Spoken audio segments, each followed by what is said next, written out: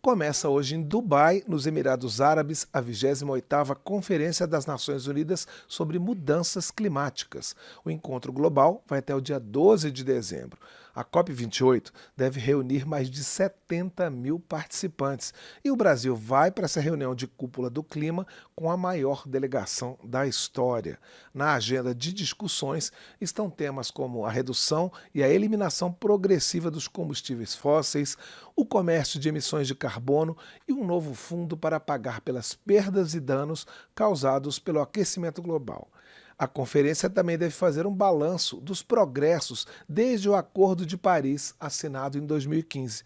O deputado Ayrton Faleiro, do PT do Pará, que vai participar da COP28, já está conosco aqui no estúdio da Rádio Câmara para falar sobre a expectativa da reunião em Dubai. Bom dia, deputado, e obrigado pela sua participação aqui no painel eletrônico. Eu que agradeço, Cláudio, o convite, né? E me colocar à disposição para debatermos um tema tão importante. Eu que venho de uma atuação e moro na Amazônia, que é um dos temas centrais da COP. Pois é, tivemos o ano mais quente da história em 2023, nem acabou e a gente já está, enfim, com esses índices de calor aí extremo.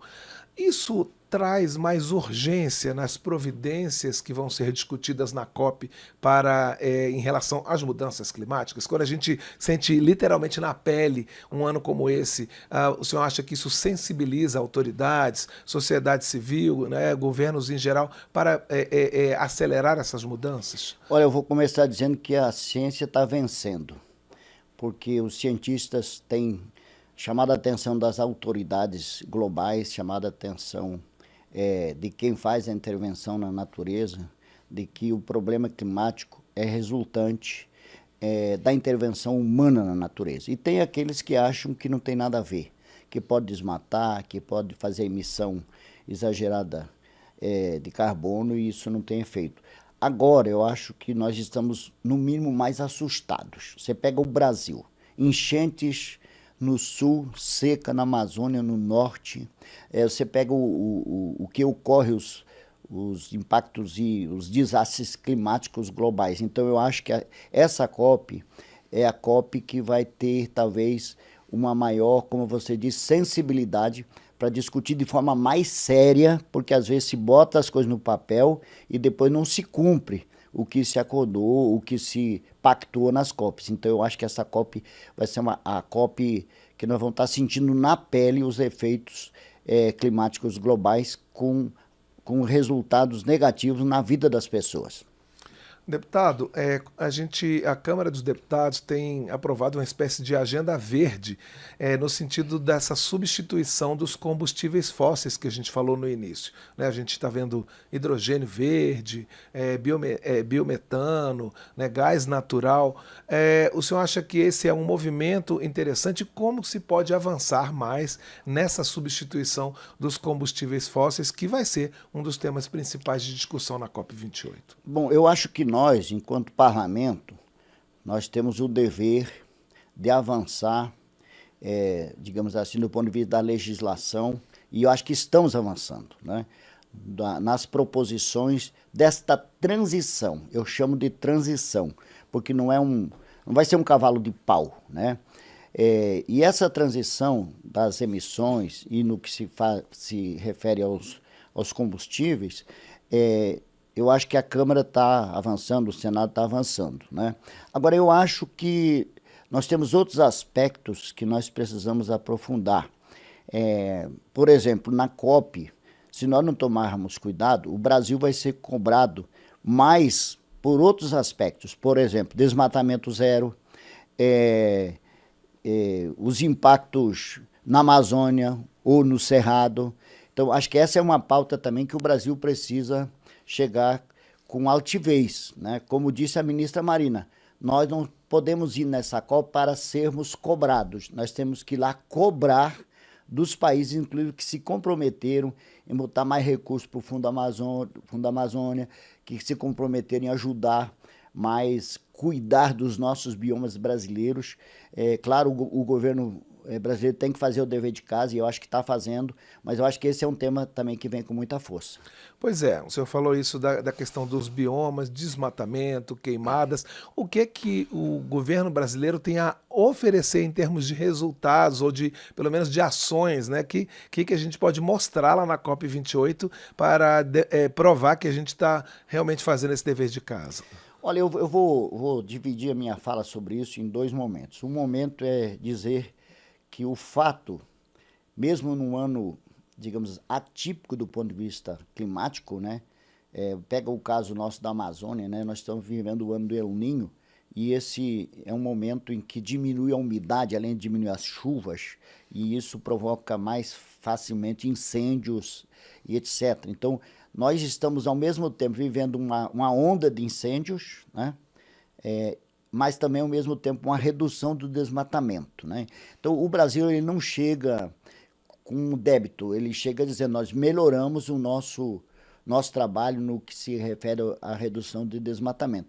Mas a segunda questão que eu quero trazer é de que nós precisamos entender de que não será possível a preservação da Amazônia sem o envolvimento dos povos que preservam esses ambientes.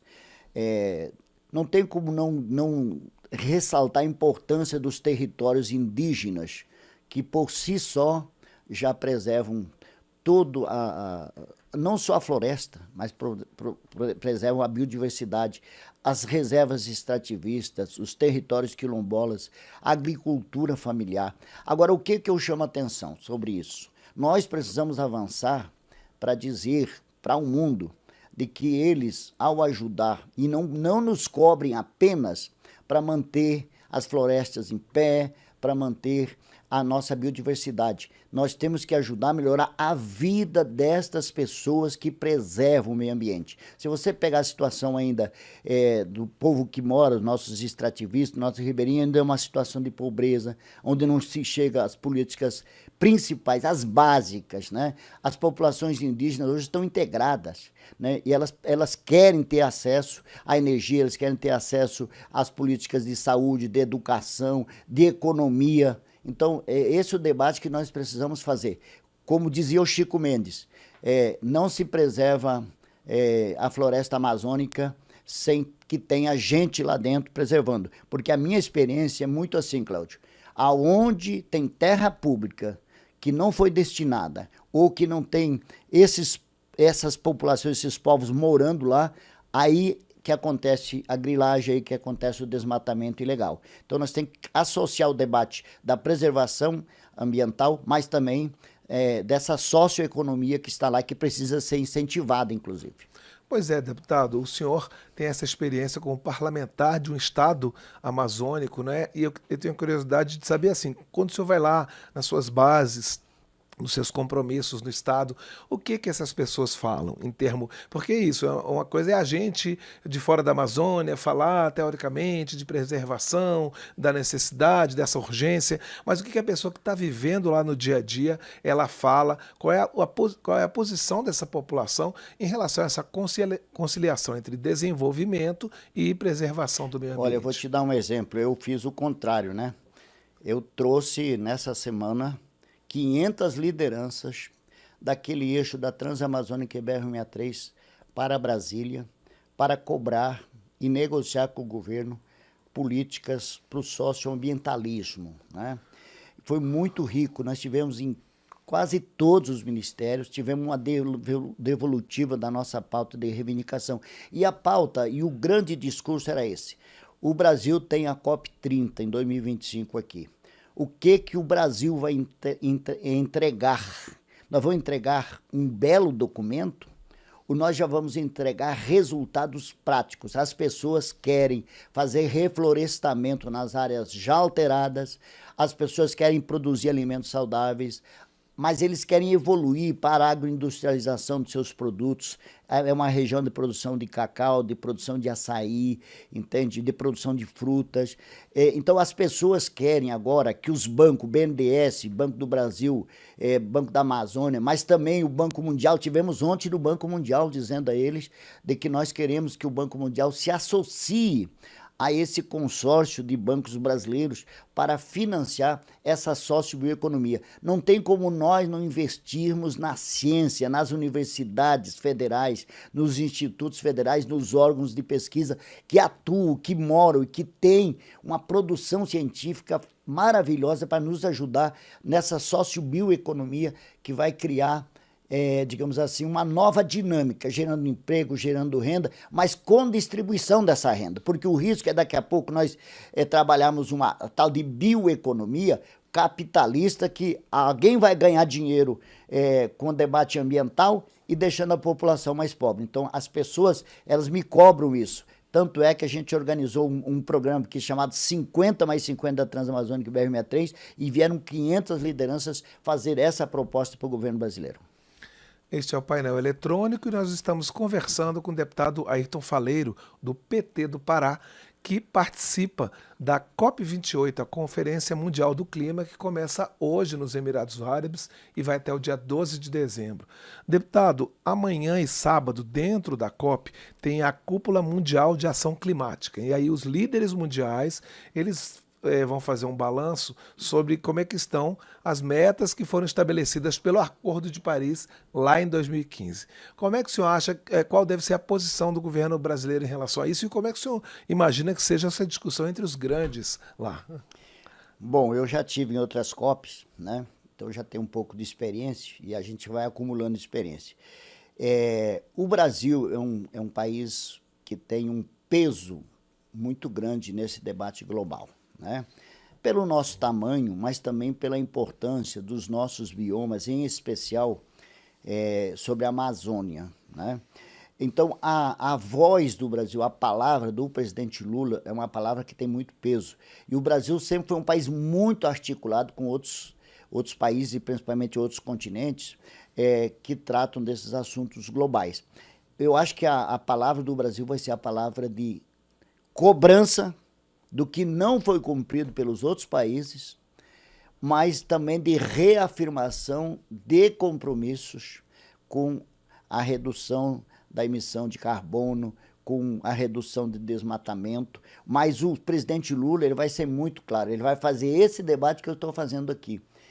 Cuidar do meio ambiente, mas cuidar de melhorar a vida das pessoas, não só quem está lá na área rural, mas das nossas cidades. Por exemplo, Belém, que é a capital do meu estado, vai sediar a COP30. Tem que melhorar a vida das pessoas que estão ali, porque o problema ambiental não é só no meio rural, também é falta de saneamento, falta de melhoria de vida de quem está na cidade. Então o Brasil vai cobrar e se comprometer com os compromissos que serão feitos nessa COP. Agora, o senhor já falou, deputado Ayrton, sobre financiamento, né? Sobre dinheiro para poder financiar essas ações de enfrentamento às mudanças climáticas. E tem a discussão do Fundo de Perdas e Danos, né? Que foi proposto e que haveria recursos dos países mais ricos para financiar essa contenção dos impactos nos países mais pobres. Isso também vai ser um tema de discussão lá na COP, né? Cobrar esse dinheiro. Olha, eu vou começar fazendo uma afirmativa aqui. Inicialmente, repito, nosso problema não é de dinheiro, nosso problema é de direcionamento dos recursos que nós já temos. Por exemplo, eu acho que o Fundo Amazônia tem que ser repensado. Eu não estou satisfeito com o resultado da aplicação. É muito pouco resultado, muito pouco produto, na lógica do que eu estou falando, por exemplo, de melhorar a vida das pessoas que preservam o meio ambiente. Nós temos o Fundo Clima, que ainda está patinando sobre a sua aplicação. Mas nós temos os financiamentos, BNDES, né, e os financiamentos bancários, o Plano Safra, se tratando da agricultura familiar. Então, nós temos recursos já. Agora, vamos ser justos. Não é por isso que nós não vamos cobrar que se tenha mais recursos, inclusive não retornável. E eu sou defensor e acho que se essa COP não aprovar esse fundo para compensar os danos por efeitos climáticos, ela vai frustrar muita gente. Porque os outros países, inclusive que já não preservaram o seu meio ambiente, como o Brasil preservou, eles têm uma dívida maior com a humanidade, eles têm uma dívida maior com esse equilíbrio climático global. E eu não vejo por que não se aprovar esse fundo. Esse fundo, então a gente está observando, não é só aqui no Brasil que está tendo desastre climático. Então, e da onde sai? Tem um grande problema, né, que ocorre lá. Recorre ao fundo. Então, eu sou defensor e acho que se não aprovar esse fundo, a COP pode ser uma frustração sobre essa temática. Deputado Ayrton Faleiro, o agro, historicamente, era visto como um inimigo, como um vilão do meio ambiente. E agora o agro está indo para a COP28 também, né? Tem representantes, né? A Confederação Nacional da Agricultura, você tem uma comitiva indo para lá e se engajando nas discussões. Como é que o senhor vê essa mudança, né? Até de postura em relação a esse grupo do agro? Como é que o agro pode colaborar nesse processo todo? Olha, eu separo o agro em dois grupos. O grupo do agro inteligente e o agro do retrocesso, o conservador, que acha que ele vai continuar ganhando dinheiro e acumulando, enriquecendo, oferecendo produtos de desmatamento, então produtos com a base da sua produção, o veneno, etc. Eu acho que esses dias estão contados. Eu acho que o agro que está indo para a COP, ele vai sair de lá mais convencido de que eles têm que dar um cavalo de pau na forma de produção. Ou vão para o bioinsumo, o biofertilizante, vamos fazer essa transição da produção agroecológica para oferecer aos mercados globais produtos limpos. É isso que o mercado vai cobrar de nós. Ou vão parar de fazer grilagem de terra e desmatamento ilegal na Amazônia, ou teremos os nossos contratos cancelados.